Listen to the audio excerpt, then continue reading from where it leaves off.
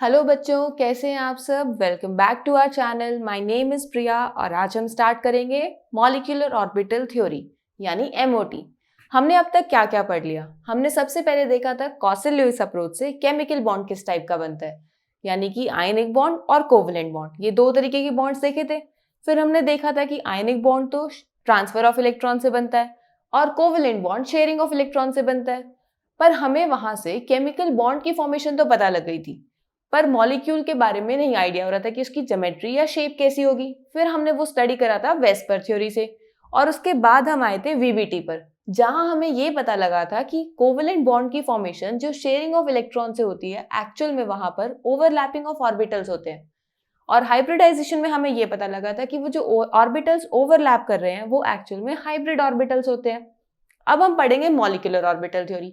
आप सब सोच रहे होंगे कि मॉलिक्यूल की शेप, ज्योमेट्री और किस टाइप का बॉन्ड एग्जिस्ट करता है, वो बॉन्ड की फॉर्मेशन कैसे होती है, वो सब तो हम पढ़ चुके हैं। तो हमें इस एमओटी में क्या पढ़ना है, ऐसा क्या रह गया हमारा इन थ्योरीज में जो कवर नहीं हुआ, और उसे बताने के लिए हमारे पास एक नई थ्योरी आई जिसे हम बोलते हैं molecular orbital theory.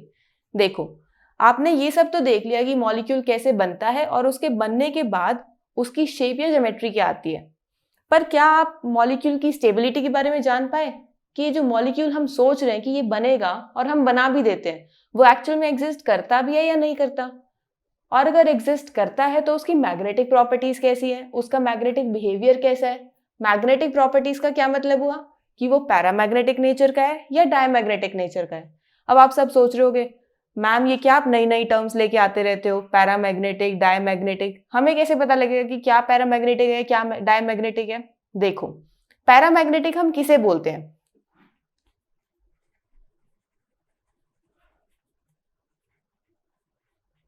Paramagnetic substances हम उन्हें बोलते हैं जिन एटम्स या मॉलिक्यूल्स के अंदर मेरे पास अनपेयर्ड इलेक्ट्रॉन हो। अनपेयर्ड इलेक्ट्रॉन का क्या मतलब है, यानी मेरे पास ऑर्बिटल में सिर्फ एक इलेक्ट्रॉन प्रेजेंट हो।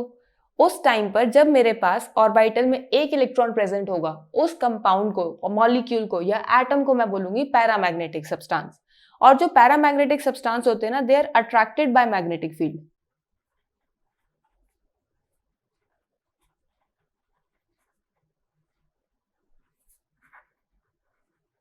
अट्रैक्टेड बाय मैग्नेटिक फील्ड का क्या मतलब है कि अगर मैं कोई एक्सटर्नल मैग्नेटिक फील्ड उस मॉलिक्यूल के पास लेकर आऊंगी जो पैरामैग्नेटिक नेचर का है, वो मैग्नेटिक फील्ड के साथ अट्रैक्ट होगा। कैसे, जैसे मेरे पास ये ऑर्बिटल है, इस ऑर्बिटल के अंदर मेरे पास एक इलेक्ट्रॉन है, वो अपनी पर्टिकुलर स्पिन में है। जैसे ही मेरे पास एक्सटर्नल मैग्नेटिक फील्ड आएगी, ये क्या है, मेरी एक्सटर्नल मैग्नेटिक फील्ड, वो क्या करेगी, इस इलेक्ट्रॉन को क्या करेगी, अपने ही स्पिन, मतलब उसका जो स्पिन है उसके अपने अलाइन, उसे अलाइन कर लेगी और बोलेगी कि मेरे साथ मूव करो, यानी मेरे साथ अपना ही एक मैग्नेटिक मूवमेंट रिजल्टेंट लेकर आओ। और सिंगल इलेक्ट्रॉन है तो वो लेकर भी आएगा, जिस वजह से हमें लगता है कि हाँ ठीक है, अलाइन हो रही है, अट्रैक्शन फील हो रही है मैग्नेटिक फील्ड के साथ, so it is attracted by the magnetic field. लेकिन वहीं जब हम डायमैग्नेटिक की बात करते हैं,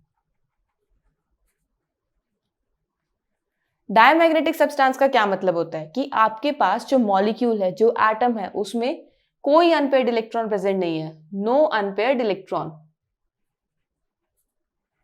अगर कोई अनपेयर्ड इलेक्ट्रॉन नहीं है तो हम बोलेंगे वो अट्रैक्ट नहीं होगा बल्कि वो रिपेल होगा, repelled by external magnetic field. अब ये रिपेल कैसे होगा, देखो ऑर्बिटल के अंदर अगर कोई अनपेयर्ड इलेक्ट्रॉन नहीं है, दैट मीन्स वो उसके अंदर दो इलेक्ट्रॉन्स हैं, दोनों इलेक्ट्रॉन्स कैसे होंगे, ऑपोजिट स्पिन में। अब जैसे ही यहां पर एक एक्सटर्नल मैग्नेटिक फील्ड आएगी, वो क्या करेगा, उनको, उसका काम होता है कि जो मेरे पास इलेक्ट्रॉन है उसे उसकी मैग्नेटिक फील्ड की डायरेक्शन में अलाइन करना। अब यहाँ पर ऑपोजिट स्पिन का है तो एक इलेक्ट्रॉन को तो वो अपने अलाइन कर लेगा, पर दूसरा जो ऑपोजिट स्पिन में है वो तो ऑपोजिट अलाइनमेंट होगी उसकी तो। और अगर दोनों की ऑपोजिट अलाइनमेंट हो रही है, दोनों इलेक्ट्रॉन्स की, तो वो कैंसिल आउट हो जाएंगे और मुझे कोई नेट मैग्नेटिक मूवमेंट ही नहीं मिलेगा। अगर कोई मुझे नेट मैग्नेटिक मूवमेंट नहीं मिलेगा तो मैं कहूंगी कि वो जो मेरे पास डायमैग्नेटिक सब्सटेंस है, that will be repelled by the external magnetic field.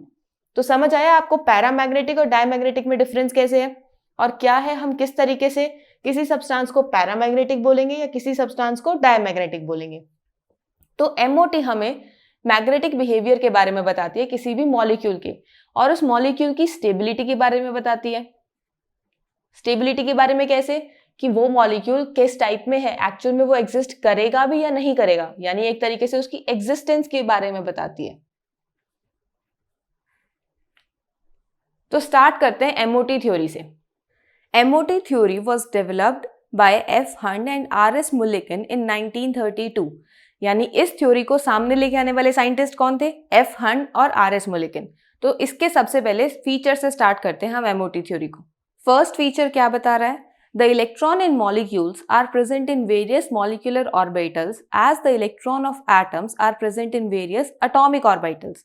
इसका क्या मतलब है कि जैसे एटम के इलेक्ट्रॉन्स एटॉमिक ऑर्बिटल्स में प्रेजेंट होते हैं, वैसे ही जब एक एटम दूसरे एटम के साथ कंबाइन करके मॉलिक्यूल बना लेता है, तो उस मॉलिक्यूल में भी तो इलेक्ट्रॉन्स है ना, तो वो जो मॉलिक्यूल के इलेक्ट्रॉन्स है वो मॉलिक्यूलर ऑर्बिटल्स में प्रेजेंट है। तो ये ध्यान रखना है आपको, जब हम मॉलिक्यूल के इलेक्ट्रॉन्स की बात करेंगे तो हम बोलेंगे कि उसमें मॉलिक्यूलर ऑर्बिटल्स हैं, और जब हम किसी एटॉमिक इलेक्ट्रॉन्स की बात करेंगे तब हम बताएंगे कि वो एटॉमिक ऑर्बिटल्स में एग्जिस्ट करते हैं। सेकेंड पॉइंट में क्या बोला है, the atomic orbitals of comparable energies and proper symmetry combine to form molecular orbitals। अब हमें पता है कि दो एटम्स या दो से ज्यादा एटम्स जब कंबाइन करते हैं तो हमारे पास मॉलिक्यूल बनता है, और मॉलिक्यूल के अंदर मॉलिक्यूलर ऑर्बिटल्स होते हैं। तो मॉलिक्यूलर ऑर्बिटल्स की फॉर्मेशन कैसे हुई, जब एटॉमिक ऑर्बिटल्स कंबाइन करेंगे, और वो एटॉमिक ऑर्बिटल्स जो कंबाइन कर रहे हैं वो कैसे होने चाहिए, उनकी एनर्जी भी कंपेरेबल नेचर की होनी चाहिए और वो प्रॉपर सिमेट्री के होने चाहिए। अब इसका क्या मतलब है, कंपेरेबल एनर्जी का तो मतलब मुझे पता लग गया कि मेरे पास अगर S है तो वो S के साथ ही कंबाइन करेगा, P है तो वो P के साथ ही कंबाइन करेगा। तो इसका मतलब कि कंपेरेबल एनर्जीज है, क्योंकि S के साथ कंबाइन कर रहा है, उन दोनों की सिमिलर एनर्जी मिलेगी और सिमिलर सिमेट्री मिलेगी। क्योंकि देखो, जब हम सिमेट्री की बात करते हैं तो S ऑर्बिटल और S ऑर्बिटल मेरे पास सेम सिमेट्री में है, दोनों की ही शेप कैसी है, स्फेरिकल। और P ऑर्बिटल्स की बात करेंगे तो दोनों की ही शेप कैसी है, डम्बल। तो इनकी सिमेट्री सेम है, तो इसका मतलब है कि S के साथ कंबाइन करेगा, P के साथ कंबाइन करेगा। कंपेरेबल एनर्जीज का क्या मतलब है, कंपेरेबल एनर्जीज का मतलब है कि अगर आपने 1s ऑर्बिटल लिया है तो वो 1s के साथ ही मॉलिक्यूलर ऑर्बिटल की फॉर्मेशन करेगा। 1s 2s के साथ मॉलिक्यूलर ऑर्बिटल की फॉर्मेशन नहीं करेगा, क्योंकि इनकी एनर्जी कंपेरेबल नहीं है। 1s की एनर्जी कम है और 2s की एनर्जी ज्यादा है। तो इसके अंदर ये बोला है, जब आप सिमेट्री की बात करोगे तो SS ओवरलैपिंग, PP ओवरलैपिंग, और जब आप एनर्जीज की बात करोगे तो 1 के साथ 1 ओवरलैप करेगा, 2 के साथ 2 ओवरलैप करेगा। 1 और 2 इंटर ओवरलैप नहीं शो करेंगे, क्योंकि उनके अंदर जो एनर्जी गैप होता है वो काफी ज्यादा होता है। लेकिन वहीं पर अगर हम 2s और 2p की बात करते हैं तो इनका ओवरलैप हमें देखने को मिलता है काफी मॉलिक्यूल्स में, जो आप हायर स्टडीज में, हायर क्लासेस में पढ़ोगे। अब इसमें क्या है, क्योंकि हमारे पास 2s और 2p दोनों सेम शेल के हमारे पास सब शेल्स हैं, दोनों ही सेकेंड शेल के सब शेल्स हैं, तो इनकी एनर्जी कुछ ना कुछ सिमिलर मिलेगी। तो इस वजह से ये ओवरलैप कर सकते हैं। बट अभी आज आप जिस क्लास में हो, क्लास 11th में केमिकल बॉन्डिंग में, आप सिर्फ और सिर्फ S का ओवरलैप S के साथ देखोगे, 1s का ओवरलैप 1s के साथ देखोगे, और 2s का ओवरलैप 2s के साथ देखोगे। ऐसे ही 2p का ओवरलैप आप 2p के साथ देखोगे। जो आपका ये जो इंटर ओवरलैपिंग है एक सबशेल के दूसरे सबशेल के साथ, वो आप हायर क्लासेस में स्टडी करोगे। थर्ड पॉइंट में क्या बोला है, when an electron in an atomic orbital is influenced by one nucleus, in a molecular orbital it is influenced by 2 or more nuclei depending upon the number of atoms in a molecule. Thus, atomic orbitals are monocentric while the molecular orbitals are polycentric. इस line का क्या मतलब है, देखो, जब आप किसी atomic orbital की बात करते हो तो वो किसी एटम की बात कर रहे हो आप, और एटम के अंदर तो हमारा एक ही न्यूक्लियस होता है। तो जितने भी मेरे पास उस एटम के इलेक्ट्रॉन्स होंगे वो तो सिर्फ उस एक न्यूक्लियस से इन्फ्लुएंस होंगे, उस एक न्यूक्लियस का ही न्यूक्लियर चार्ज सारे इलेक्ट्रॉन्स को देखने को मिलेगा। लेकिन वहीं पर जब हम किसी मॉलिक्यूल की बात करते हैं, मॉलिक्यूल क्या करता है, दो या दो से ज्यादा एटम्स के कॉम्बिनेशन से मॉलिक्यूल बनता है। अब मॉलिक्यूल के अंदर क्या होता है, मॉलिक्यूल के अंदर भी इलेक्ट्रॉन्स होंगे, तो वो जो इलेक्ट्रॉन्स हैं उनको दो या दो से ज्यादा हमें न्यूक्लियस के फोर्स देखने को मिलते हैं उनके ऊपर। कैसे, क्योंकि उनके अंदर ज्यादा नंबर ऑफ एटम्स हैं, जितने ज्यादा नंबर ऑफ एटम्स होंगे उतने ही ज्यादा नंबर ऑफ न्यूक्लियस होंगे। तो अगर उनके अंदर 2 एटम्स हैं, यानी 2 एटम के कॉम्बिनेशन से मेरे पास मॉलिक्यूल की फॉर्मेशन हुई है, तो उनके पास 2 न्यूक्लियाई का इन्फ्लुएंस देखने को मिलेगा मुझे। और अगर 2 से ज़्यादा एटम्स के कॉम्बिनेशन से मॉलिक्यूल बना है तो ज़्यादा न्यूक्लियाई के इन्फ्लुएंस देखने को मिलेगा मुझे उन इलेक्ट्रॉन्स के ऊपर। तो इस वजह से जो मेरे एटॉमिक ऑर्बिटल्स हैं वहां तो मुझे सिर्फ एक सेंटर देखने को मिलता है, एक न्यूक्लियस देखने को मिलता है, तो हम उसे बोलते हैं मोनोसेंट्रिक। लेकिन जब हम किसी मॉलिक्यूल की बात करते हैं और मॉलिक्यूल के ऑर्बिटल्स की बात करते हैं तो वहां पर मुझे एक से ज्यादा न्यूक्लियस मिलता है, क्योंकि वो या तो 2 या 2 से ज्यादा एटम के कॉम्बिनेशन से बना है। तो हम बोलेंगे कि वहां पर मुझे एक से ज्यादा न्यूक्लियस, एक से ज्यादा सेंटर मिलेंगे, तो उसे हम बोलेंगे पॉलीसेंट्रिक। तो इस वजह से एटॉमिक ऑर्बिटल्स तो हमारे मोनोसेंट्रिक होते हैं और मॉलिक्यूलर ऑर्बिटल्स हमारे पॉलीसेंट्रिक होते हैं। फोर्थ पॉइंट में क्या बोला है, the number of molecular orbitals formed is equal to the number of combining atomic orbitals. When 2 atomic orbitals combine, 2 molecular orbitals are formed. One is known as bonding molecular orbital and the other is called as anti-bonding molecular orbital. अब इसका क्या मतलब है, देखो इसमें ये बोला है कि जब आपके 2 atomic orbitals कंबाइन करेंगे तो 2 ही molecular orbitals बनेंगे, 3 कंबाइन करेंगे तो 3 ही बनेंगे। यानी मेरे पास जो नंबर ऑफ molecular orbitals हैं वो सेम होगा जो आपने atomic orbitals कंबाइन करे हैं। अगर 2 कंबाइन करोगे तो 2 मॉलिक्यूलर ऑर्बिटल्स बनेंगे, 3 कंबाइन करोगे तो 3 मॉलिक्यूलर ऑर्बिटल्स बनेंगे। तो इसमें भी वही बोला है, when 2 atomic orbitals combine, 2 molecular orbitals are formed। अब उनमें से जो मेरे पास 2 मॉलिक्यूलर ऑर्बिटल्स बने हैं, एक तो बोला जाएगा बॉन्डिंग मॉलिक्यूलर ऑर्बिटल और दूसरा बोला जाएगा एंटी बॉन्डिंग मॉलिक्यूलर ऑर्बिटल। यानी आपके 2 atomic ऑर्बिटल से कंबाइन हुए हैं और बने हैं 2 मॉलिक्यूलर ऑर्बिटल्स, और उन 2 मॉलिक्यूलर ऑर्बिटल्स में से एक को बोला जाएगा बॉन्डिंग मॉलिक्यूलर ऑर्बिटल और दूसरे को बोला जाएगा anti bonding molecular orbital. Next point में क्या बोला है, the bonding molecular orbital has lower energy and the greater stability than the corresponding anti molecular orbital. इसका क्या मतलब है, हमारे पास 2 ऑर्बिटल्स बन गए थे, एक बॉन्डिंग मॉलिक्यूलर ऑर्बिटल और दूसरा एंटी बॉन्डिंग मॉलिक्यूलर ऑर्बिटल। तो इसमें ये बोला है जो मेरे पास बॉन्डिंग मॉलिक्यूलर ऑर्बिटल था उसकी एनर्जी कम मिलेगी और स्टेबिलिटी ज्यादा मिलेगी as compare to the anti bonding molecular orbital. यानी कि बॉन्डिंग मॉलिक्यूलर ऑर्बिटल की एनर्जी भी कम मिलेगी और स्टेबिलिटी भी ज्यादा मिलेगी, और एंटी बॉन्डिंग मॉलिक्यूलर ऑर्बिटल की एनर्जी ज्यादा मिलेगी और स्टेबिलिटी कम मिलेगी। 6th पॉइंट में हमें क्या बोला है, just the electron probability distribution around a nucleus in an atom is given by atomic orbital. The electron probability distribution around a group of nuclei in a molecule is given by the molecular orbital. देखो जब हम electron को ढूंढने की probability बताते हैं किसी atom के अंदर तो हम ऐसे बोलते हैं ना कि उसके एटॉमिक ऑर्बिटल में ही आपको इलेक्ट्रॉन मिलेगा, यानी उसके ऑर्बिटल के अंदर ही आपको इलेक्ट्रॉन मिलेगा। हमने जब ऑर्बिटल पढ़ा था तो उसको क्या बोला था, place where maximum probability of finding an electron is found, यानी कि जहां पर आपको इलेक्ट्रॉन मिलने के मैक्सिमम चांसेस हो तो उसको हम ऑर्बिटल बोलते हैं। एटम के केस में हम उसे एटॉमिक ऑर्बिटल बोल देते हैं और मॉलिक्यूल के केस में हम उसे मॉलिक्यूलर ऑर्बिटल बोल देते हैं। तो बस इसमें यही बोला है कि जैसे इलेक्ट्रॉन को ढूंढने की टेंडेंसी या इलेक्ट्रॉन की डिस्ट्रीब्यूशन न्यूक्लियस के अराउंड उसके एटॉमिक ऑर्बिटल से पता लगती है, वैसे ही जब हम उसमें मॉलिक्यूल की बात करते हैं तो मॉलिक्यूल में हम ग्रुप ऑफ न्यूक्लियाई देखते हैं। तो ग्रुप ऑफ न्यूक्लियाई में जो इलेक्ट्रॉन डिस्ट्रीब्यूशन है वो मॉलिक्यूलर ऑर्बिटल में आपको देखने को मिलेगा।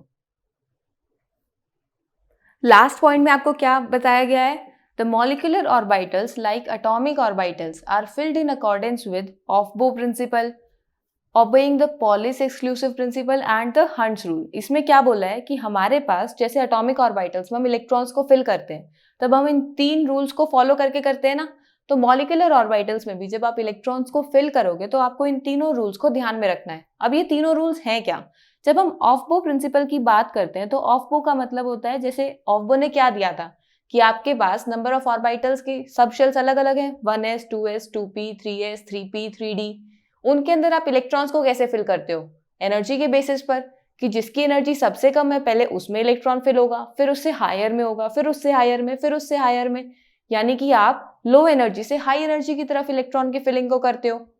जैसे कि आप पहले 1s में फिल करते हो, फिर 2s में, फिर 2p में, फिर 3s 3p, इस तरीके से इलेक्ट्रॉन्स की फिलिंग करते हो ना। तो बस वैसे ही आपको यहाँ मॉलिक्यूलर ऑर्बिटल्स में ध्यान रखना है। जिस मॉलिक्यूलर ऑर्बिटल की एनर्जी लो मिलेगी पहले उसमें इलेक्ट्रॉन्स फिल होंगे, उसके बाद उससे हायर ऑर्बिटल के अंदर एनर्जी इलेक्ट्रॉन्स फिल होंगे। अब ये तो हमने देख लिया कि पहले किस में फिल होंगे, बाद में किस में फिल होंगे। अब फिल कैसे होंगे, देखो सबसे पहले उसके लिए हमें देखना है Pauli's exclusive principle. Pauli principle क्या बोलता है हमें? पॉली ये बोलता है कि एक ऑर्बिटल के अंदर आपके जो इलेक्ट्रॉन्स फिल हो रहे हैं ना, वो ऑपोजिट स्पिन में होने चाहिए। वैसे इसका जो एक्चुअल रूल है वो ये बोलता है कि आपके पास एक ऑर्बिटल में इलेक्ट्रॉन्स का दोनों इलेक्ट्रॉन्स का जो फिल हो रहे हैं क्वांटम नंबर सेम नहीं होना चाहिए, वो किसी एक क्वांटम नंबर से डिफरेंशिएट होने चाहिए और उसको हम बोलते हैं स्पिन क्वांटम नंबर से। ओवरऑल इसका मतलब यही है कि आपके एक ऑर्बिटल के अंदर जो दो इलेक्ट्रॉन्स फिल हो रहे हैं वो ऑपोजिट स्पिन के होने चाहिए। यानी आपने ये तो देख लिया पहले किस में फिल करना है, बाद में किस में फिल करना है, पर अब उसके अंदर फिलिंग कैसे करोगे? जब आप उसमें पेयरिंग करोगे इलेक्ट्रॉन्स की, तो अगर आपने एक को ऊपर की तरफ उसकी स्पिन दिखा रखी है तो दूसरे की स्पिन नीचे की तरफ होगी, एक अपवर्ड डायरेक्शन में तो दूसरा डाउनवर्ड डायरेक्शन में। फिर नेक्स्ट आता है हंट्स रूल। अब हंट्स रूल क्या बोलता है? हंट्स रूल बोलता है कि जैसे अगर आपके पास एक सबशेल में 3 ऑर्बिटल्स हैं और आपके पास है टोटल 4 इलेक्ट्रॉन्स, तो उसे आप ऐसे फिल नहीं कर सकते 1 2 3 4, नहीं, ये गलत हो जाएगा। आपको पहले क्या करना पड़ेगा? तीनों के तीनों ऑर्बिटल्स को एक एक इलेक्ट्रॉन देना पड़ेगा, 1 2 3, और उसके बाद जो आपका 4th इलेक्ट्रॉन बचा उसको फिर से स्टार्टिंग से लेकर आके उसमें डालना पड़ेगा। तो यहाँ पर भी वही चीज है, जब आप मॉलिक्यूलर ऑर्बिटल्स को फिल करोगे तो पहले आपको क्या करना पड़ेगा? अगर आपके पास 2 मॉलिक्यूलर ऑर्बिटल सेम एनर्जी के हैं और आपके पास इलेक्ट्रॉन्स है 3, तो पहले 4, तो इसको आप कैसे करोगे? 1 2, ठीक है। उसके बाद आप फिलिंग करोगे, ये नहीं कि पहले आपने 2 यहीं फिल कर दिए फिर आगे फिल कर रहे हो। फिर आप अगर 3 है तो उसको ऐसे फिल करोगे, 4 है तो उसको ऐसे फिल करोगे। यानी पहले आप हंट्स रूल लगाओगे, फिर पॉलिन लगाओगे कि एक अपवर्ड में हो गया तो दूसरा डाउनवर्ड में। ऐसे नहीं है कि अगर आपके पास 2 सेम एनर्जी के मॉलिक्यूलर ऑर्बिटल्स हैं और 2 इलेक्ट्रॉन्स है तो आपने उसको ऐसे फिल कर दिया, ये गलत हो जाएगा। पहले आपको सिंगल सारे एनर्जी सेम एनर्जी लेवल्स वालों पर फिल करना पड़ेगा और उसके बाद आप पेयरिंग स्टार्ट करोगे। तो आपको इन 3 रूल्स को ध्यान में रखते हुए किसी मॉलिक्यूलर ऑर्बिटल को इलेक्ट्रॉन देने हैं, यानी इलेक्ट्रॉन जब आप उसके अंदर शो करोगे तो आपको इन तीनों रूल्स को ध्यान में रखते हुए देखना है। अब यहाँ पर जब आप ये मॉलिक्यूलर ऑर्बिटल्स को स्टडी कर रहे हो तो आप सबके दिमाग में एक कंफ्यूजन आ रही होगी कि अभी तो मैम ने हाइब्रिडाइजेशन में पढ़ाया था कि जब एटॉमिक ऑर्बिटल्स कंबाइन करते हैं तो हमारे पास हाइब्रिड ऑर्बिटल्स की फॉर्मेशन होती है, लेकिन यहाँ पर आप पढ़ा रहे हो कि एटॉमिक ऑर्बिटल्स के कॉम्बिनेशन से मॉलिक्यूलर ऑर्बिटल्स की फॉर्मेशन हो रही है। ये तो कुछ अलग हो गया। देखो, जब हमने हाइब्रिड ऑर्बिटल की फॉर्मेशन करी थी ना, तो हम सेम एटम की बात कर रहे थे। जैसे कि BeCl2 हमने एग्जाम्पल लिया था ना, उसके अंदर क्या था? बेरिलियम के हाइब्रिड ऑर्बिटल्स बने थे, यानी बेरिलियम का s सबशेल और p सबशेल, इनके कॉम्बिनेशन से मेरे पास एक हाइब्रिड ऑर्बिटल बना था sp। लेकिन यहाँ जब हम मॉलिक्यूलर ऑर्बिटल की फॉर्मेशन कर रहे हैं तो मैं एक मॉलिक्यूल बना रही हूँ, 2 अलग अलग एटम्स के ऑर्बिटल्स को कंबाइन कर रही हूँ, जिससे मेरे पास एक मॉलिक्यूलर ऑर्बिटल की फॉर्मेशन हो रही है। अगर मैं सेम एटम के मॉलिक्यूल्स को ओवरलैप करती, कंबाइन करती, तो मेरे पास एक हाइब्रिड ऑर्बिटल की फॉर्मेशन होती है।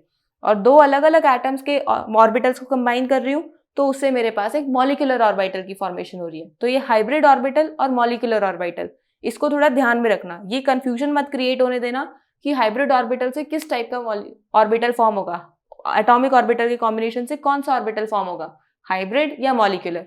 सेम एटम के कॉम्बिनेशन हो रही है एटॉमिक ऑर्बिटल्स की तो हाइब्रिड बनेगा, अगर अलग अलग एटम के एटॉमिक ऑर्बिटल्स कंबाइन कर रहे हैं तो मॉलिक्यूलर ऑर्बिटल बनेगा।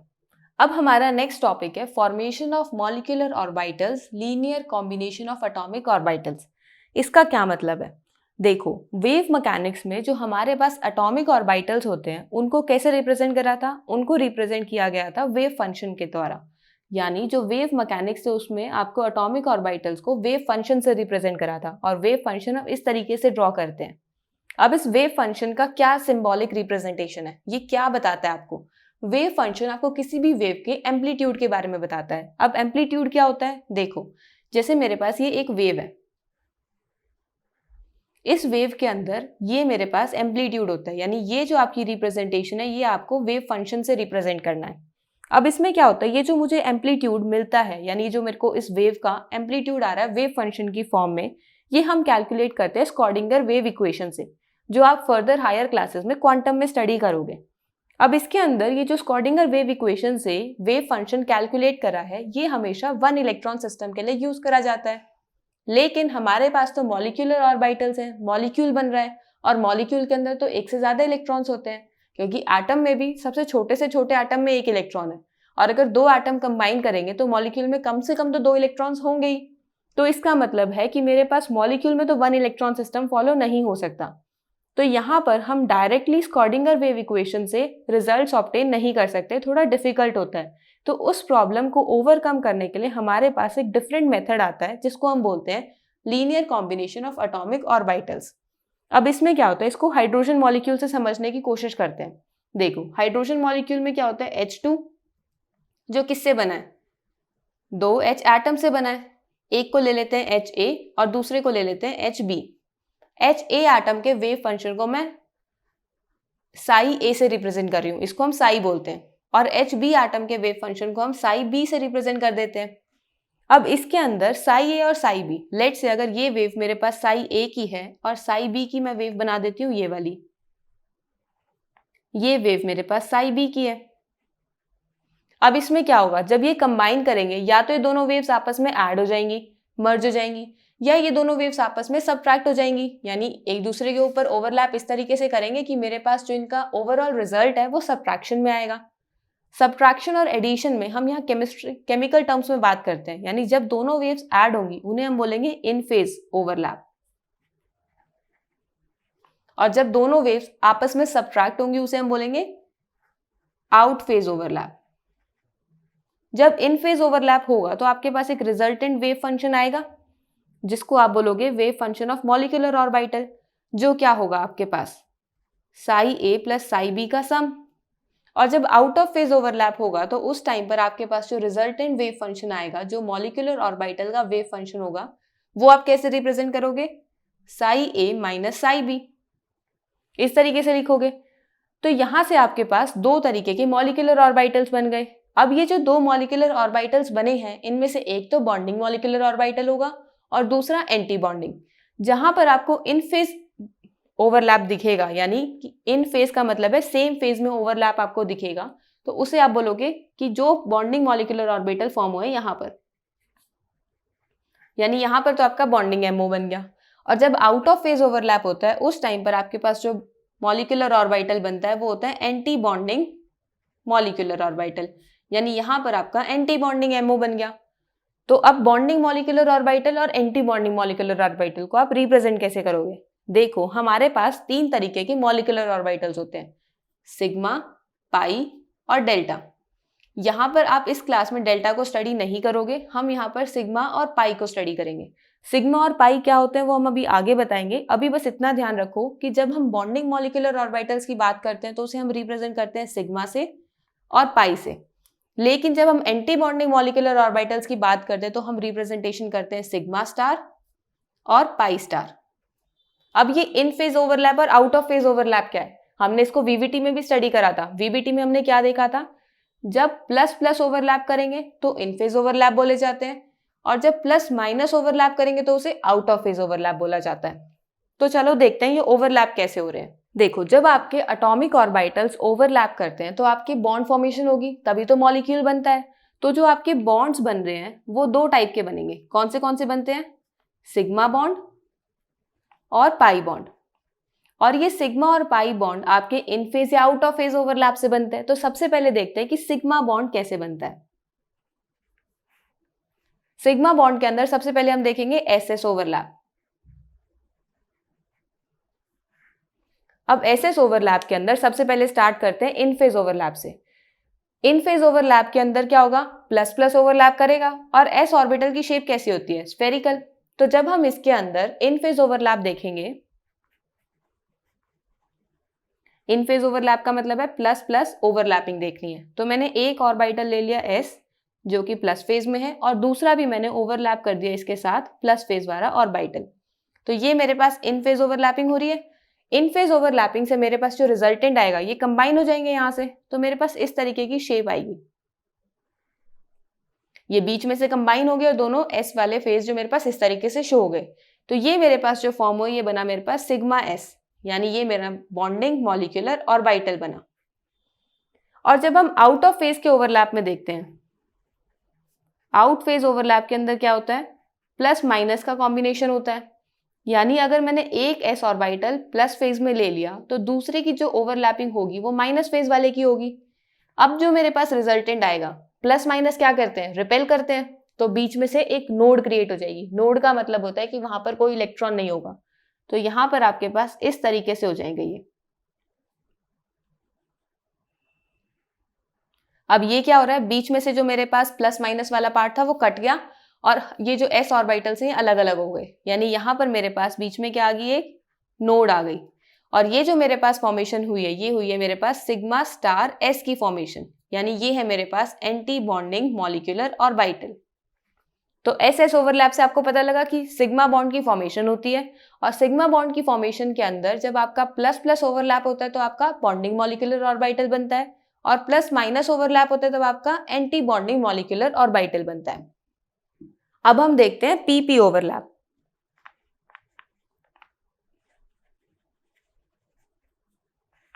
पीपी ओवरलैप के अंदर भी हमारे पास वही इन फेज और आउट ऑफ फेज। यहां पर मैं अपनी वही एक्स एक्सिस को कंसीडर कर रही हूं, या आप अगर बुक के अकॉर्डिंग चलना चाहो तो जेड एक्सिस कंसीडर कर लो रेफरेंस।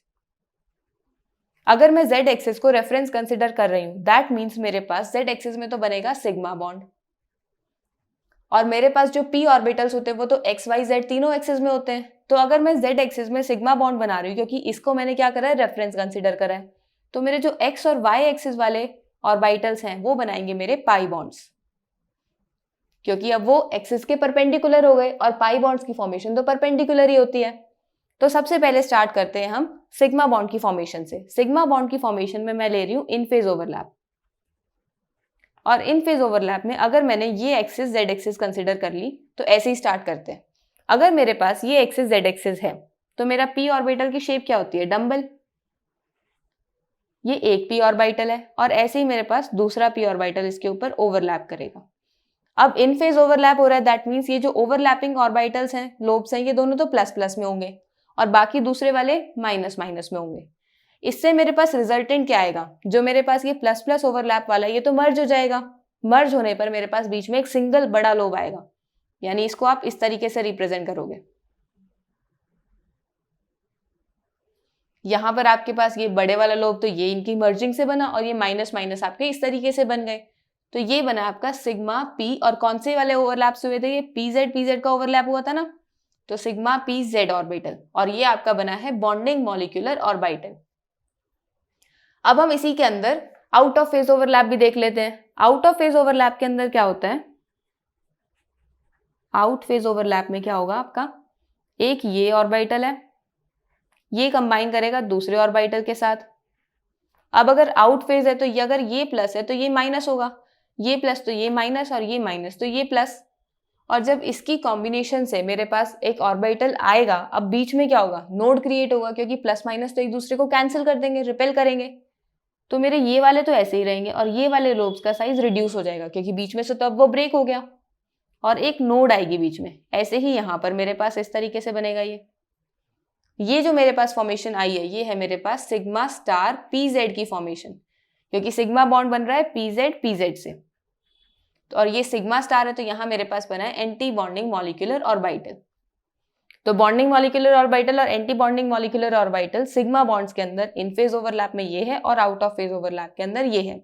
अब इसी के अंदर हम पाई बॉन्ड भी देख सकते हैं, क्योंकि जेड एस ऑर्बिटल के अंदर तो पाई बॉन्ड पॉसिबल ही नहीं है, क्योंकि वहां पर तो मेरे पास पूरा स्फीयर है, कोई परपेंडिकुलर या एक्सिस में है ही नहीं कुछ। लेकिन यहाँ पर तो है मेरे पास। जब हम ऑन द एक्सिस की बात करते हैं तो सिग्मा बॉन्ड की फॉर्मेशन होती है, यहाँ पर ऑन द एक्सिस अप्रोच होती है, क्योंकि हेड ऑन फॉर्मेशन होती है सिग्मा बॉन्ड तो। और जब हम परपेंडिकुलर टू द एक्सिस की बात करते हैं तब मेरे पास पाई बॉन्ड की फॉर्मेशन होती है, क्योंकि लेटरल ओवरलैप होता है इसके अंदर। तो अब पाई बॉन्ड देखते हैं इसके अंदर। तो अब हम देखेंगे पाई बॉन्ड, और पाई बॉन्ड के अंदर भी आप क्या देखोगे यहाँ पर, कि अब आप यहाँ पी एक्स और पी वाई कंसिडर करोगे। तो इसके अंदर सबसे पहले देखते हैं हम इन फेज ओवरलैप। इन फेज ओवरलैप के अंदर वही प्लस प्लस ओवरलैप करेंगे। अगर हम पी एक्स और पी वाई देखते हैं तो वो हमारे कैसे होंगे, परपेंडिकुलर टू द एक्सिस होंगे। तो ये मेरे पास बन रहे हैं perpendicular to the axis overlap करते हुए, और ये मेरे पास एक्सिस है। अगर मेरे इन फेज है तो प्लस ओवरलैप करेगा प्लस के साथ, माइनस ओवरलैप करेगा माइनस के साथ। और यहां से जो मेरे को रिजल्टेंट देखने को मिलेगा वो क्या मिलेगा, ये वाले कंबाइन कर जाएंगे और ये वाले कंबाइन कर जाएंगे, और बीच में तो मेरे पास एक्सिस ही रहेगी। तो मेरा इस तरीके से फॉर्मेशन होगी लोब्स की। जो मेरा मॉलिक्यूलर ऑर्बिटल बनेगा वो ऐसा बनेगा। अब ये जो मेरे पास मॉलिक्यूलर ऑर्बिटल बना है ये बना है मेरा पाई, और अगर इसके अंदर ये px का ओवरलैप है तो बनेगा पाई px, और अगर ये py का ओवरलैप है तो बनेगा पाई py, और ये दोनों ही कैसे हैं मेरे पास, बॉन्डिंग मॉलिक्यूलर ऑर्बिटल्स। और जब हम इसी में आउट ऑफ फेज की बात करते हैं, और ये जो मेरे पास बन रहा है बीच में ये आ रही है नोड, क्योंकि यहां पर कोई इलेक्ट्रॉन लाई नहीं कर रहा था ना, तो ऐसे ही यहां पर भी कोई इलेक्ट्रॉन नहीं है। जब हम बात करते हैं आउट फेज ओवरलैप की, आउट फेज ओवरलैप में भी पाई बॉन्ड की फॉर्मेशन में तो लेटरल ओवरलैप ही होना है, तो मैंने लेटरल ओवरलैप तो ऐसे कर दिया, ये एक्सेस आ गई मेरी। अगर आउट फेज है तो अगर ये प्लस है तो ये माइनस होगा, और ये प्लस है तो ये माइनस तो ये प्लस, ये तो मुझे पता लग गया। आउट फेज ओवरलैप से मेरे पास प्लस माइनस में क्या होता है, कैंसिल हो जाता है, यानी यहां पर भी मेरे पास कैंसिल होगा कुछ, यहां पर भी कैंसिल होगा, और ये बीच में तो है ही नहीं मेरे पास, तो बीच वाला तो पहले मैं ऐसे ही ड्रॉ कर दूं। अगर मेरे यहां पर भी कैंसिल हो रहा है तो ऊपर भी कुछ कैंसिल आ रहा है और नीचे भी कुछ कैंसिल आ रहा है, तो मेरे पास यहां पर इस तरीके से लोब्स की फॉर्मेशन होगी। ये बीच में से तो ब्रेक हो ही रखे हैं, अब यहां से भी दो दो अलग अलग ब्रेक हो जाएंगे, वही यहां पर अलग अलग फॉर्मेशन हुई है। अब जो ये फॉर्मेशन हुई है आपकी, ये है आपकी पाई स्टार। अब फिर वही, अगर px के फॉर्मेशन ऑर्बिटल के ओवरलैपिंग से हुई तो पाई स्टार px, और अगर py से हुई है तो पाई स्टार py, और ये दोनों आपके आते हैं एंटी बॉन्डिंग मॉलिक्यूलर ऑर्बिटल्स। तो आपको इन फेज और आउट ऑफ फेज का तो समझ आ गया होगा कि इन फेज ओवरलैप किसे बोलते हैं, आउट ऑफ फेज ओवरलैप किसे बोलते हैं। और इन फेज ओवरलैप से आपके बॉन्डिंग मॉलिक्यूलर ऑर्बिटल्स की फॉर्मेशन होती है, और आउट ऑफ फेज ओवरलैप से आपकी एंटी बॉन्डिंग मॉलिक्यूलर ऑर्बिटल की फॉर्मेशन होती है। अब ये जो आपका इन फेज ओवरलैप हुआ है, इसके अंदर तो प्लस प्लस कंबाइन कर रहे हैं, कॉम्बिनेशन हो रहा है, तो इसका मतलब है कि ये तो एक तरीके से हुआ हमारा कंस्ट्रक्टिव ओवरलैप, यानी यहां पर आपका कंस्ट्रक्टिव फेज हो रहा है। लेकिन जब आप आउट ऑफ फेज की बात कर रहे हो तो कुछ कैंसिल हो रहा है, कुछ रिमूव हो रहा है, नोड्स क्रिएट हो रही हैं, तो हम वहां पर क्या बोलेंगे, डिस्ट्रक्टिव ओवरलैप। यानी कि डिस्ट्रक्टिव इन फेज या आउट ऑफ फेज जो हमारी बात हो रही है, डिस्ट्रक्टिव फेज, डिस्ट्रक्टिव इंटरफेरेंस। अब इससे क्या पता लगता है हमें, इससे ये पता लगता है कि जो इलेक्ट्रॉन डेंसिटी है इन फेज ओवरलैप के टाइम पर वो न्यूक्लियस के सराउंडिंग में ही मिलेगी, न्यूक्लियस के कुछ आसपास ही मिलेगी। लेकिन जब हम एंटी बॉन्डिंग की बात करते हैं, एंटी बॉन्डिंग के केस में तो क्या हो रहा है, मेरे मॉलिक्यूलर जो ऑर्बिटल्स हैं, ये जो एटॉमिक ऑर्बिटल्स हैं, मॉलिक्यूलर ऑर्बिटल्स की फॉर्मेशन के टाइम पे ब्रेक हो रहे हैं, तो उस टाइम पर जो मेरे पास इलेक्ट्रॉन डेंसिटी है ना, वो न्यूक्लियस से थोड़े दूर वाले स्पेस में सराउंडेड मिलेगी, क्योंकि यहाँ पर मेरे पास नोड्स क्रिएट हो रही हैं। नोड्स का मतलब होता है जहां पर आपको इलेक्ट्रॉन डेंसिटी 0 मिलेगी, तो नोड्स के अंदर आपको इलेक्ट्रॉन बिल्कुल नहीं देखने को मिलेगा, नोड्स में electron density is equal to 0, आपको इलेक्ट्रॉन सिर्फ ऑर्बिटल्स के अंदर देखने को मिलते हैं। तो इसका मतलब है कि जो आपके बॉन्डिंग मॉलिक्यूलर ऑर्बिटल्स हैं उनके बीच में रिपल्शन कम है इलेक्ट्रॉन्स के बीच में, क्योंकि वो न्यूक्लियस के पास है, न्यूक्लियस के साथ अट्रैक्टेड फील कर रहे हैं। और वहीं पर जब हम एंटी बॉन्डिंग मॉलिक्यूलर ऑर्बिटल्स की बात करते हैं, वहां पर न्यूक्लियस से थोड़े दूर स्पेस में है वो इलेक्ट्रॉन्स, जिस वजह से हम बोलते हैं कि उनके अंदर रिपल्शन थोड़ी ज्यादा है as compare to bonding molecular orbitals. और रिपल्शन ज्यादा होने का क्या मतलब है कि उनके अंदर स्टेबिलिटी कम है, और हमें पता है कि स्टेबिलिटी और एनर्जी का इनवर्स रिलेशन होता है। तो अगर इनमें स्टेबिलिटी कम है दैट मीन्स इनकी एनर्जी ज्यादा मिलेगी, और वो हमने पहले ही देखा था कि एंटी बॉन्डिंग मॉलिक्यूलर ऑर्बिटल्स की एनर्जी ज्यादा मिलेगी और बॉन्डिंग मॉलिक्यूलर ऑर्बिटल्स की एनर्जी कम मिलेगी। तो यहाँ पर भी बस वही चीज एक्सप्लेन करी है कि इनकी अंदर रिपल्शन ज्यादा होने की वजह से स्टेबिलिटी कम मिलेगी, और स्टेबिलिटी कम मिलेगी तो जो इनके इलेक्ट्रॉन्स हैं उनके अंदर एनर्जी ज्यादा मिलेगी, तो जो एंटी बॉन्डिंग मॉलिक्यूलर ऑर्बिटल्स हैं उनकी एनर्जी ज्यादा मिलेगी as compare to bonding molecular orbitals.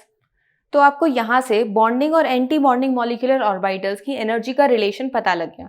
लेकिन जब हम इनकी टोटल एनर्जी की बात करते हैं, क्योंकि टोटल मॉलिक्यूलर ऑर्बिटल्स तो वही है, बॉन्डिंग टोटल मॉलिक्यूलर ऑर्बिटल्स और anti bonding total molecular orbitals, इनका जो सम होगा, अगर आपके पास 2 एटॉमिक ऑर्बिटल्स हैं तो 2 ही मॉलिक्यूलर ऑर्बिटल्स बन रहे हैं। अब उन मॉलिक्यूलर ऑर्बिटल्स की जो एनर्जी है, टोटल जितने मॉलिक्यूलर ऑर्बिटल्स हैं उनकी एनर्जी का सम आपके एटॉमिक ऑर्बिटल्स की एनर्जी के सम के इक्वल होगा। यानी अगर आपके 2 1s एटॉमिक ऑर्बिटल्स कंबाइन करके 2 मॉलिक्यूलर ऑर्बिटल्स बना रहे हैं, तो 1s के एनर्जी का सम जो होगा वही आपके बॉन्डिंग और एंटी बॉन्डिंग मॉलिक्यूलर ऑर्बिटल्स की एनर्जी का भी सम होगा। तो ओवरऑल आपकी जो एनर्जी है वो कंजर्व रहती है बिफोर कॉम्बिनेशन और आफ्टर कॉम्बिनेशन। अब हम देखते हैं कि जो आपके एटॉमिक ऑर्बिटल्स कंबाइन करके मॉलिक्यूलर ऑर्बिटल्स की फॉर्मेशन कर रहे हैं, इसमें कुछ क्या रिक्वायरमेंट है, कैसे एटॉमिक ऑर्बिटल्स की आपको रिक्वायरमेंट है ताकि आपका मॉलिक्यूलर ऑर्बिटल फॉर्म हो। यानी अब हमारे पास नेक्स्ट टॉपिक क्या होगा, condition for the combination of atomic orbitals. हमारे पास फर्स्ट कंडीशन क्या है, the combining atomic orbitals must have same और नियरली सेम एनर्जी। ये तो हमने अभी फीचर्स में भी देखा था कि जो आपके एटॉमिक ऑर्बिटल्स कंबाइन करके मॉलिक्यूलर ऑर्बिटल्स बना रहे हैं, उनकी एनर्जी नियरली सेम होनी चाहिए या फिर उनकी बिल्कुल सेम होनी चाहिए।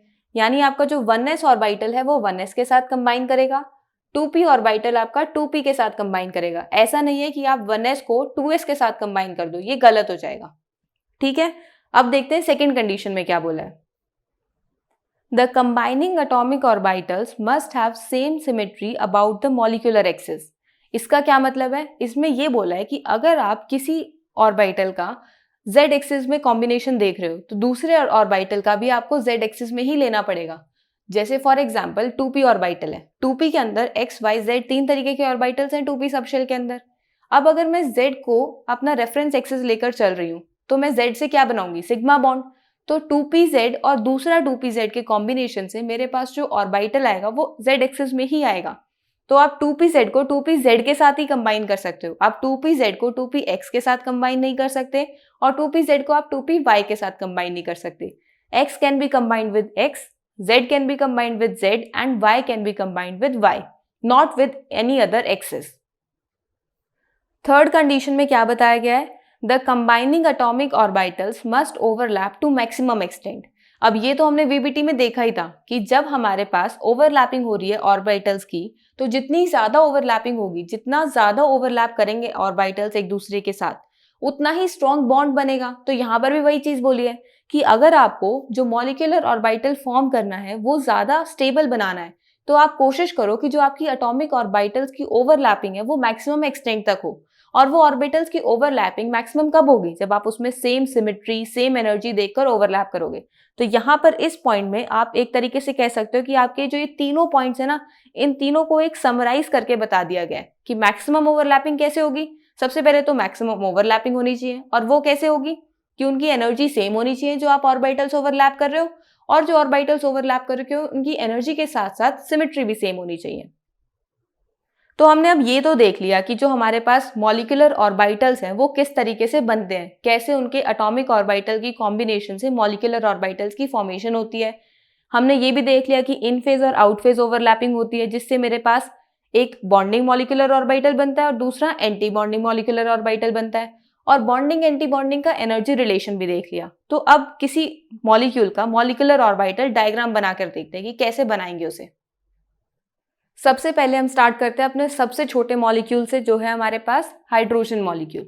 अब जब भी आपको किसी मॉलिक्यूलर ऑर्बिटल डायग्राम को ड्रॉ करना होता है ना, तो उसके लिए सबसे पहले देखना पड़ता है कि आपके पास एटम्स कौन से हैं।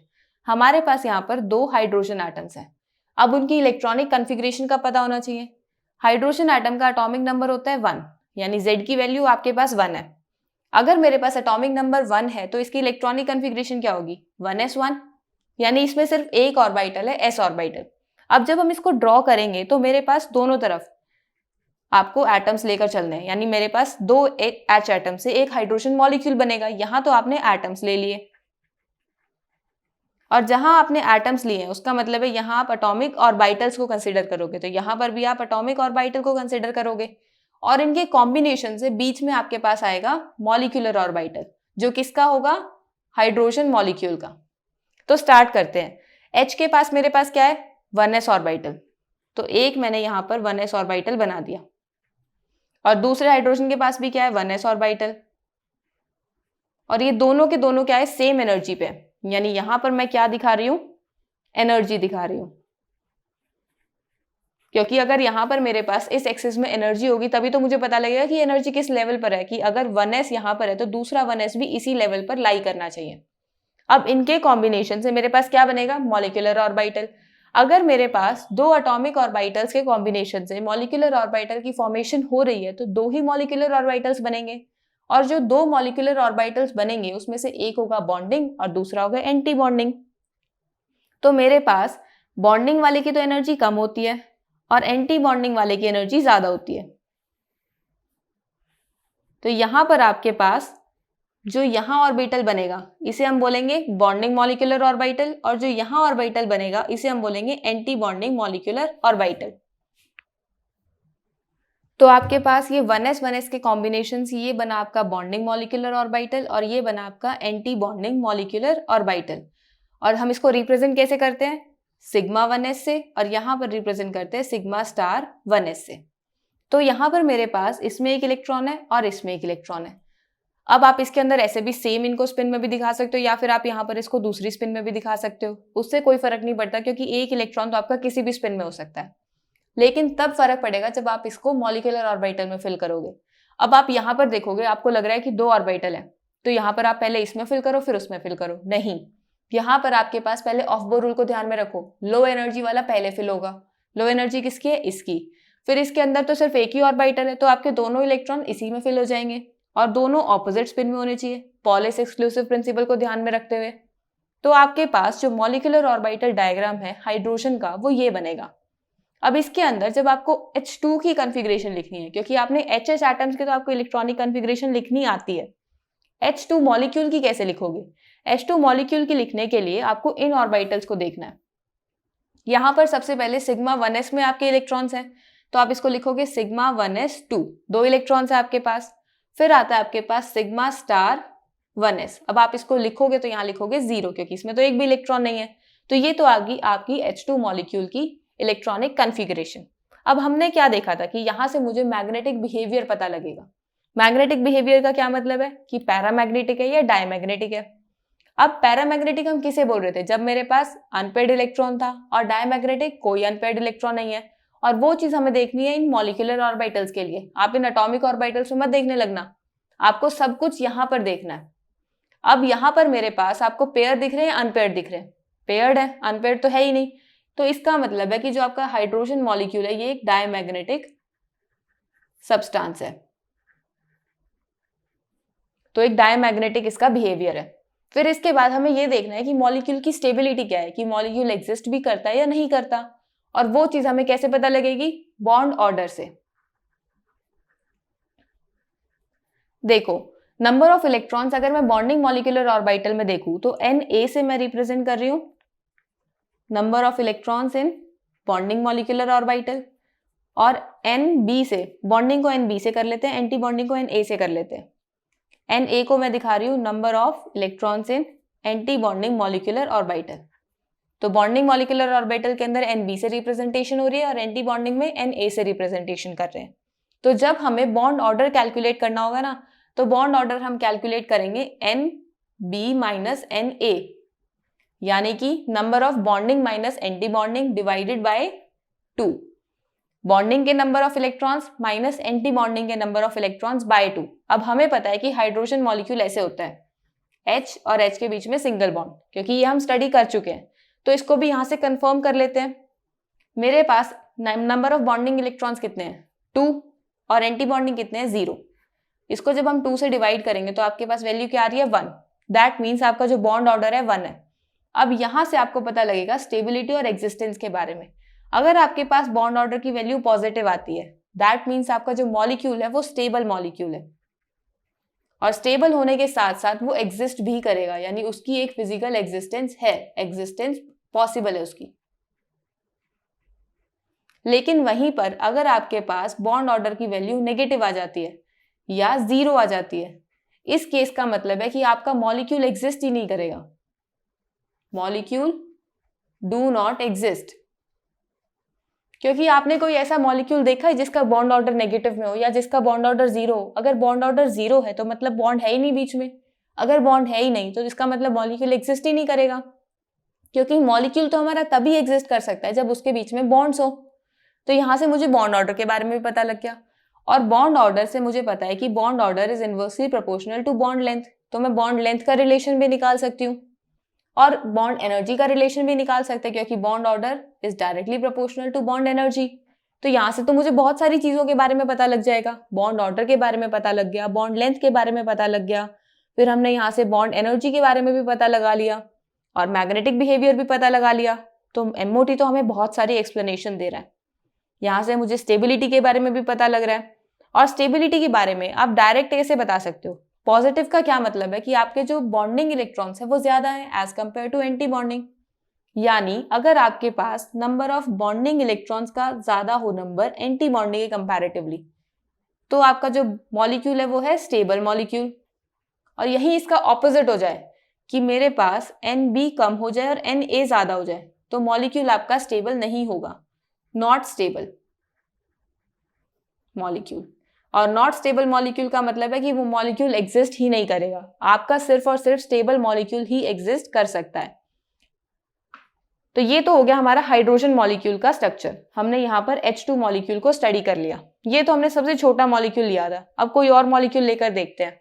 दूसरा मॉलिक्यूल लेते हैं हीलियम, He2। ये मॉलिक्यूल ले लेते हैं। अब इसको ड्रॉ करके देखते हैं कि ये कैसे बनता है।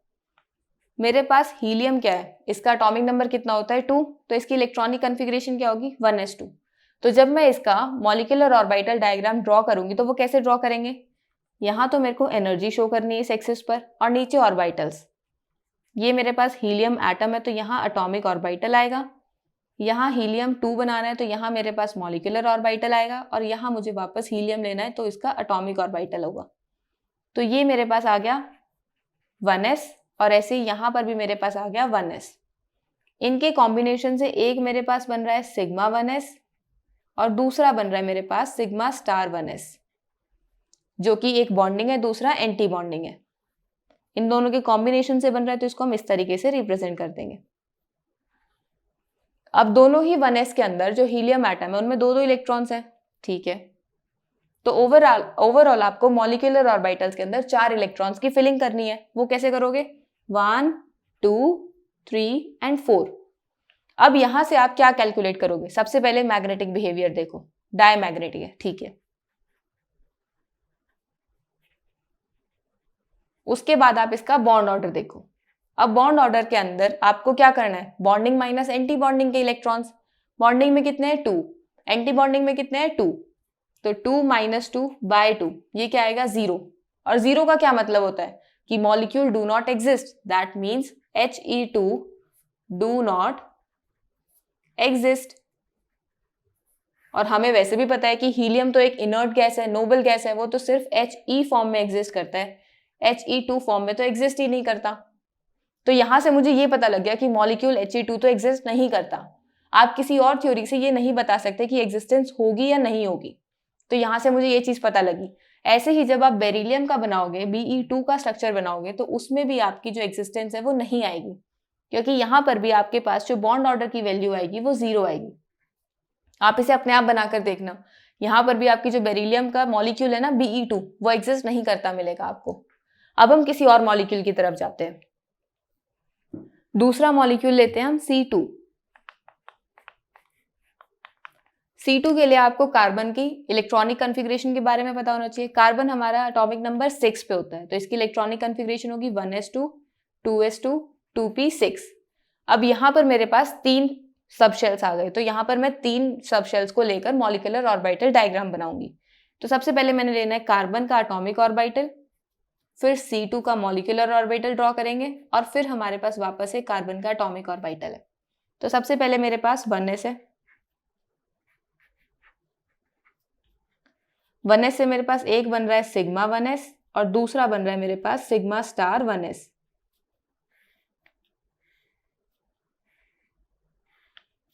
और ये मेरे पास एनर्जी की रिप्रेजेंटेशन है।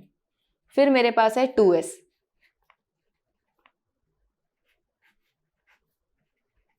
से मेरे पास बन रहा है एक सिग्मा 2s और दूसरा बन रहा है मेरे पास सिग्मा स्टार 2s।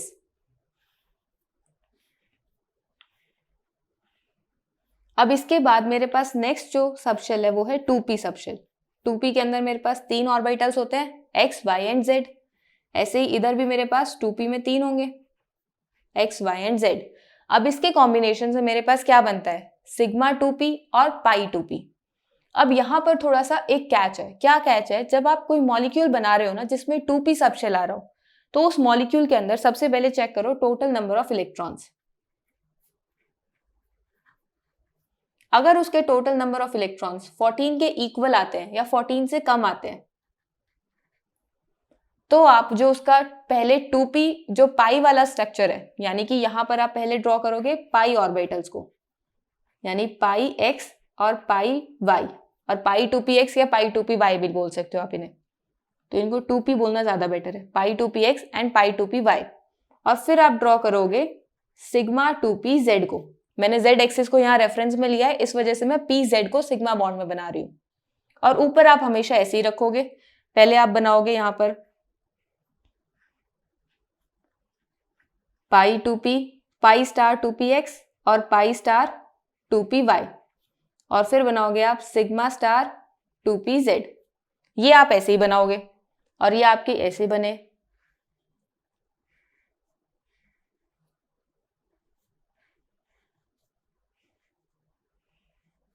यानी आपको ध्यान कहाँ रखना है? यहां पर ध्यान रखना है। अगर इसको हम थोड़ा सा बड़ा करके बनाए तो वो इस तरीके से बनेगा। देखो,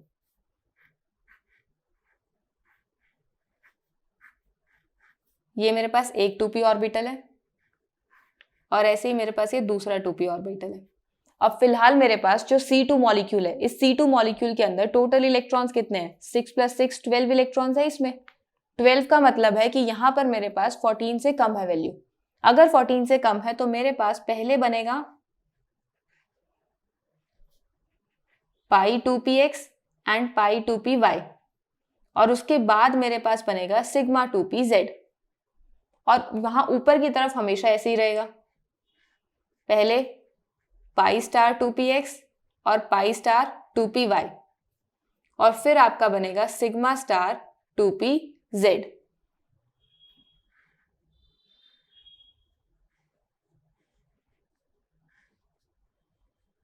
इसको ऐसे दिखा देते हैं यहां पर। अब इसके अंदर इलेक्ट्रॉन्स की फिलिंग करनी है आपको।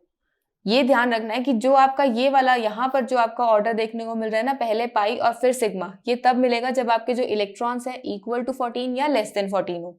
अगर आपके इलेक्ट्रॉन्स ग्रेटर देन 14 हो जाएंगे, यानी जो आपके टोटल इलेक्ट्रॉन्स आप कैलकुलेट करके निकाल रहे हो that will be greater than 14, तो पहले आप बनाओगे सिग्मा 2pz और फिर आप बनाओगे पाई 2px एंड पाई 2py। ठीक है, अब इसके अंदर मैं इलेक्ट्रॉन्स की फिलिंग करती हूँ। 1s के अंदर मेरे पास कितने इलेक्ट्रॉन्स है? 2, तो यहाँ 2 इलेक्ट्रॉन्स, तो यहाँ पर भी 2 होंगे। फिर 2s में भी 2 इलेक्ट्रॉन्स है, सॉरी यहाँ पर 2p6 नहीं होगा, 2p2 होगा, क्योंकि कार्बन के अंदर 6 इलेक्ट्रॉनिक कन्फिग्रेशन होती है ना। 2s के अंदर भी आपके 2 इलेक्ट्रॉन्स हैं और 2p के अंदर आपके 2 इलेक्ट्रॉन्स है। वो कैसे फिल करोगे? आप यहाँ पर फिल कर लो इसको 1 एंड 2, ऐसे इधर होगा 1 and 2।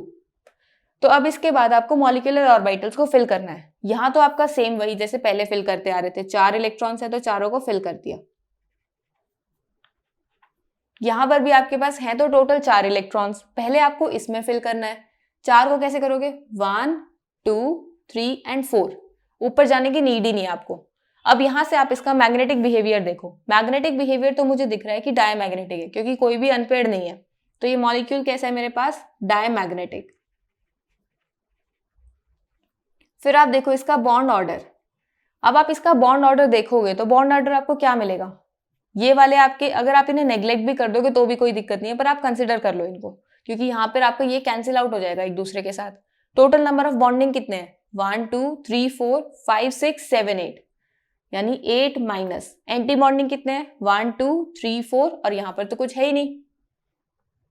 8 - 4/2 that is 4/2 is equals to 2। तो बॉन्ड ऑर्डर की वैल्यू आती है यहाँ पर 2, और यहाँ जो ये बॉन्ड ऑर्डर 2 है, इसका मतलब है कि 2 कार्बन के बीच में आपके 2 बॉन्ड्स होते हैं, और वो 2 बॉन्ड्स आपको ध्यान रखने हैं पाई बॉन्ड्स होते हैं, क्योंकि आपके जो इलेक्ट्रॉन्स है वो पाई में आ रहे हैं, पाई ऑर्बिटल के अंदर। तो हमें पता लग गया यहाँ से कि कार्बन मॉलिक्यूल के अंदर C2 मॉलिक्यूल में 2 पाई बॉन्ड्स होते हैं जब उसकी बॉन्डिंग होती है, फॉर्मेशन होती है, उसकी बॉन्ड मॉलिक्यूलर ऑर्बिटल्स की फॉर्मेशन होती है और C2 मॉलिक्यूल की फॉर्मेशन होती है। अब इसकी इलेक्ट्रॉनिक कन्फिग्रेशन लिखते हैं। C2 मॉलिक्यूल C2 मॉलिक्यूल की इलेक्ट्रॉनिक कॉन्फ़िगरेशन के लिए हमें मॉलिक्यूलर ऑर्बिटल्स को ध्यान में रख के इलेक्ट्रॉन्स फिल करने हैं। तो अब जब आप C2 की इलेक्ट्रॉनिक कॉन्फ़िगरेशन को फिल करोगे तो वो आप कैसे करोगे, देखो हमारे पास सबसे पहले सिग्मा 1s में 2 इलेक्ट्रॉन्स आए थे, तो यहाँ पर हम वही लिखेंगे सिग्मा 1s2। उसके बाद आपके सिग्मा स्टार 1s में आए थे, फिर हम लिखेंगे सिग्मा स्टार 1s2। फिर आपके पास सिग्मा 2s में 2 इलेक्ट्रॉन्स थे, तो फिर लिखेंगे सिग्मा 2s2। और फिर आपके पास सिग्मा स्टार 2s में 2 इलेक्ट्रॉन्स आए, तो यहाँ पर आएगा आपके पास सिग्मा स्टार 2s2। अब आपके पास आता है 2p। सबसे पहले आपके पास आए पाई 2px में इलेक्ट्रॉन्स, 2 इलेक्ट्रॉन्स, तो यहाँ आप लिखोगे पाई 2px2।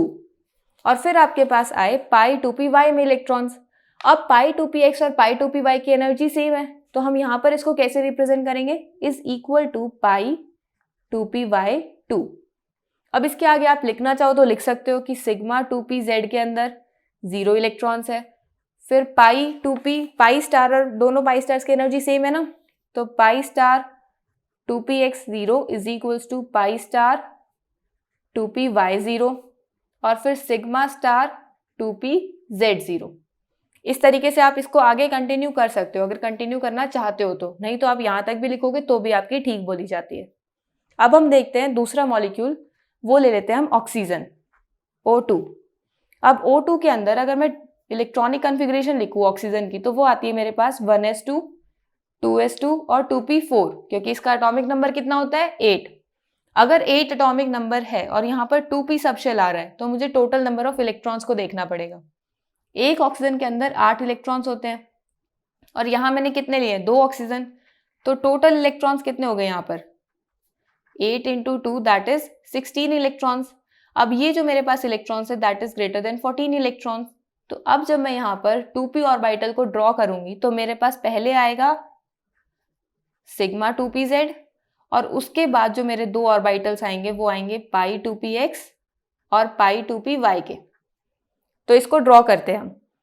ड्रॉ करने के लिए इसके अंदर पहले मुझे 1s ड्रॉ करना है, फिर 2s और 2p ड्रॉ करना है। तो आपका जो ऑक्सीजन का मॉलिक्यूलर ऑर्बिटल डायग्राम है वो इस तरीके से बनेगा।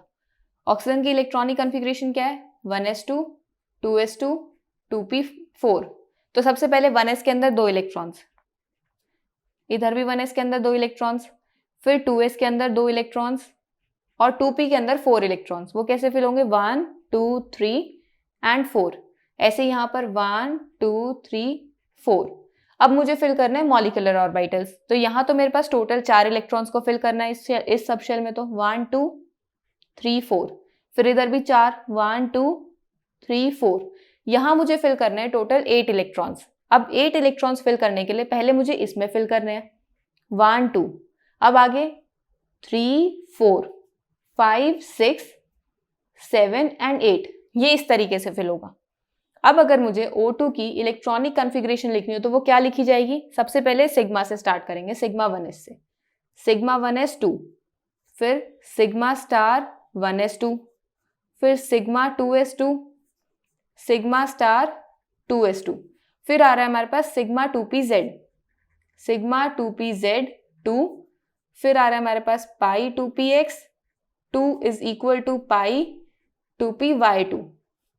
उसके बाद मेरे पास आ रहा है pi star 2px 1 is equal to pi star 2py1 और फिर जो मेरे पास सिग्मा स्टार 2pz है उसमें है 0। तो ये हो गई मेरी O2 मॉलिक्यूल की इलेक्ट्रॉनिक कॉन्फ़िगरेशन। अब इसका मैग्नेटिक बिहेवियर, यहाँ मुझे जो इलेक्ट्रॉन्स है वो कैसे दिख रहे हैं, अनपेयर्ड, एक एक इलेक्ट्रॉन है ना, तो ये वाला मेरा जो मॉलिक्यूल है कैसा है, पैरामैग्नेटिक। अब मुझे देखना है इसका बॉन्ड ऑर्डर। बॉन्ड ऑर्डर क्या होगा, number of bonding electrons minus anti bonding electrons. Bonding electrons कितने हैं, 1 2 3 4 5 6 7 8 9 10, 10 माइनस एंटी बॉन्डिंग कितने हैं, 1 2 3 4 5 6 by 2 that is 4 by 2 is equals to 2। तो इसका बॉन्ड ऑर्डर तो आ गया 2। अब अगर बॉन्ड ऑर्डर 2 है, हमें वैसे भी पता है कि मेरा मॉलिक्यूल कैसे एग्जिस्ट करता है, इस तरीके से एग्जिस्ट करता है, बीच में 2 ही बॉन्ड्स होते हैं, तो बॉन्ड ऑर्डर भी पता लग गया मुझे, उसके पैरामैग्नेटिक बिहेवियर का भी पता लग गया। अब यहाँ से आप और क्या बता सकते हो? देखो, कई बार क्वेश्चन ऐसे पूछा जाता है कि आपके पास मॉलिक्यूल्स हैं ये O2, O2 positive, O2 negative, इनके बीच में बताओ कि बॉन्ड ऑर्डर का क्या रिलेशन है या बॉन्ड लेंथ का क्या रिलेशन है। तो O2 का तो मैंने ये स्ट्रक्चर देख लिया, O2 पॉजिटिव और O2 2 नेगेटिव, हमारे इस 2p के अंदर ही थोड़ा सा डिफरेंस आएगा इसके अंदर, क्योंकि पॉजिटिव का क्या मतलब है, एक इलेक्ट्रॉन कम, एक इलेक्ट्रॉन यहीं से कम होगा, एक इलेक्ट्रॉन ज्यादा यहीं पर ऐड होगा, तो ये वाले तो मेरे सेम बनेंगे, तो इसमें डिफरेंस आएगा। तो अब देखते हैं इसमें क्या डिफरेंस आता है। देखो, O2 के केस में तो जो मेरे पास मॉलिक्यूलर ऑर्बिटल था, 2p का जो मेरे पास फॉर्म हो रहा था मॉलिक्यूलर ऑर्बिटल डायग्राम, वो ये बन रहा था। O2 पॉजिटिव के केस में क्या होगा, 1 इलेक्ट्रॉन लेस देन O2, क्योंकि O2 पॉजिटिव का तो मतलब यही है, अगर एक इलेक्ट्रॉन कम है तो मैं इन 2p में से किसी में एक में से इलेक्ट्रॉन कम कर देती हूँ। लेट से मैंने इसमें से एक इलेक्ट्रॉन कम कर दिया, तो यहाँ 4 की जगह अब हो गए 3 इलेक्ट्रॉन्स, और यहाँ पर वही 4 इलेक्ट्रॉन्स है आपके पास, तो टोटल आपके पास 8 की जगह 7 इलेक्ट्रॉन्स हो गए। तो अब आपको यहाँ 7 इलेक्ट्रॉन्स को फिल करना है, तो वो कैसे करोगे, 1 2 3 4 5 6 7। अब ये 7 इलेक्ट्रॉन्स को आपने फिल करा, पहले भी मॉलिक्यूल कैसा था, पैरामैग्नेटिक, बाद में भी कैसा है, पैरामैग्नेटिक। अब मुझे यहाँ पर बॉन्ड ऑर्डर देखना है। जब मैं इसका बॉन्ड ऑर्डर कैलकुलेट करी थी तो वो आया था मेरा 2। अब जब मैं इसका बॉन्ड ऑर्डर कैलकुलेट करूंगी तो वो क्या आएगा, देखो 1s 2s वाले कैंसिल हो जाएंगे, हम यहां से भी कैलकुलेट कर सकते हैं। टोटल नंबर ऑफ बॉन्डिंग कितने हैं, 1 2 3 4 5 6, 6 माइनस एंटी बॉन्डिंग कितने हैं, एक इलेक्ट्रॉन, 6 माइनस 1 बाय 2, ये आपकी वैल्यू आएगी 2.5, यानी यहां पर आपके पास बॉन्ड ऑर्डर की वैल्यू क्या आ रही है, 2.5। तो बॉन्ड ऑर्डर तो मुझे पता लग गया कि बॉन्ड ऑर्डर O2 पॉजिटिव का ज्यादा होता है एज कंपेयर टू O2। अब O2 नेगेटिव में क्या होता है, O2 नेगेटिव के केस में एक इलेक्ट्रॉन O2 से ज्यादा होता है, तो जब हम उसका मॉलिक्यूलर ऑर्बिटल ड्रॉ करेंगे तो वो कैसे बनेगा, तो O2 नेगेटिव के केस में आपके पास क्या है, 1 इलेक्ट्रॉन मोर देन O2। तो O2 के केस में 2p4 आ रही थी, तो O2 नेगेटिव में एक इलेक्ट्रॉन किसी भी 2p में ज्यादा कर देते हैं, जैसे O2 पॉजिटिव में यहां से एक कम किया था ना, अब यहां एक ज्यादा कर देते हैं, 1 2 3 4 और एक ज्यादा, ये हो गया, और यहां पर मेरे पास वही 4 है। अब टोटल आपको 9 इलेक्ट्रॉन्स फिल करने हैं। 9 इलेक्ट्रॉन्स कैसे फिल करोगे, 1 2 3 4 5 6 7 8 और 9। अब भी आपके पास कैसा नेचर है इसका, पैरामैग्नेटिक है। अगर यहाँ पर O2 2 नेगेटिव हो जाता तब आप क्या करते, 2 इलेक्ट्रॉन्स एक्स्ट्रा, और 2 इलेक्ट्रॉन्स एक्स्ट्रा होने पे यहाँ पर भी एक इलेक्ट्रॉन आ जाता, तब आपका मॉलिक्यूल डायमैग्नेटिक हो जाता। पर अभी भी ये मॉलिक्यूल कैसा है, पैरामैग्नेटिक। अब बात करते हैं इसकी बॉन्ड ऑर्डर की। बॉन्ड ऑर्डर की वैल्यू क्या आएगी, bonding minus anti bonding electrons. Bonding कितने हैं, 1 2 3 4 5 6, 6 माइनस एंटी बॉन्डिंग इलेक्ट्रॉन्स कितने हैं आपके पास, 1 2 3, 6 माइनस 3 बाय 2, तो ये आएगा आपका 3 बाय 2 1.5। अब मेरे पास क्वेश्चन क्या था, मेरे पास क्वेश्चन क्या था कि आपके पास O2 पॉजिटिव और O2 नेगेटिव, ये 3 मॉलिक्यूल्स हैं। सबसे पहले इनका बॉन्ड ऑर्डर का रिलेशन बताओ। बॉन्ड ऑर्डर मैंने कैलकुलेट करा, O2 का तो आ रहा था 2, O2 2 पॉजिटिव का 2.5 निकाला था और O2 नेगेटिव का 1.5। दैट मीन्स मेरे पास बॉन्ड ऑर्डर सबसे ज्यादा आ रहा है O2 पॉजिटिव का, फिर O2 का, और फिर O2 नेगेटिव का। अब मुझे इनकी बॉन्ड लेंथ का रिलेशन बताना है। मुझे पता है कि बॉन्ड लेंथ और बॉन्ड ऑर्डर इनवर्स रिलेशन में होते हैं। अगर इनवर्स रिलेशन में है दैट मीन्स अगर O2 2 पॉजिटिव का बॉन्ड ऑर्डर सबसे ज्यादा है तो इसकी बॉन्ड लेंथ सबसे कम होगी, तो बस फिर यहां पर इसका ऑर्डर ऐसे हो जाएगा। तो यहां से मैं क्या बता पा रही हूँ मॉलिक्यूलर ऑर्बिटल डायग्राम से, कि मेरे पास बॉन्ड ऑर्डर क्या आ रहा है और बॉन्ड लेंथ का रिलेशन क्या बन रहा है। मैग्नेटिक बिहेवियर भी बता पा रही हूँ, यानी अब आप जो मॉलिक्यूल आपके पास सिर्फ पहले O2 को आप एक्सप्लेन कर पा रहे थे, अब उसकी आयनिक फॉर्म्स को भी एक्सप्लेन कर पा रहे हो, यानी O2 के साथ O2 नेगेटिव भी एक्सप्लेन कर पा रहे हो, O2 पॉजिटिव भी एक्सप्लेन कर पा रहे हो। ऐसी अगर आपके पास और आ जाए कि आपको O2 2 नेगेटिव बताना हो, आप उसे भी एक्सप्लेन कर दोगे, O2 2 पॉजिटिव बताना हो उसे भी एक्सप्लेन कर दोगे। ऐसे ही आपके पास कोई और आ जाए, लेट से आपके पास H2 पॉजिटिव आ जाए, उसे भी आप एक्सप्लेन कर सकते हो, या फिर आपके पास आ जाए N2 नेगेटिव, आप उसका भी मॉलिक्यूलर ऑर्बिटल डायग्राम ड्रॉ कर सकते हो, जैसे हमने बाकी मॉलिक्यूल्स का ड्रॉ करा है। बस इसका पहले N2 का ड्रॉ करके देखो और उसमें फिर एक इलेक्ट्रॉन एक्स्ट्रा ऐड कर दो, और जो भी चेंजेस आए वो सब बता दो कि मैग्नेटिक बिहेवियर में कोई चेंज आया है क्या, बॉन्ड ऑर्डर में कोई चेंज आया है क्या, या फिर उसकी बॉन्ड लेंथ में कोई चेंज आया है। उन सारे चेंजेस को आप एक्सप्लेन कर दो, क्योंकि हमें मॉलिक्यूलर ऑर्बिटल डायग्राम से ये तो बताना आ गया कि मेरे पास बॉन्ड ऑर्डर कैसे निकाल सकते हैं, बॉन्ड लेंथ कैसे पता लगेगा और उसका मैग्नेटिक बिहेवियर क्या होगा। तो ये थी हमारी मॉलिक्यूलर ऑर्बिटल थ्योरी। तो हमने इस चैप्टर के स्टार्टिंग में देखा था ना कि हमें इस चैप्टर में 4 थ्योरीज को स्टडी करना है। सबसे पहली थी कॉसल-ल्यूइस अप्रोच, फिर थी हमारी वेस्पर थ्योरी, फिर आई थी हमारी वीबीटी और फिर आई थी हमारी एमओटी। हमने पहले कॉसल-ल्यूइस अप्रोच को स्टडी करा। उसमें हमने क्या देखा था, बॉन्ड की देखी थी, किस टाइप के बॉन्ड्स बनते हैं, केमिकल बॉन्ड्स, आयनिक और कोवलेंट।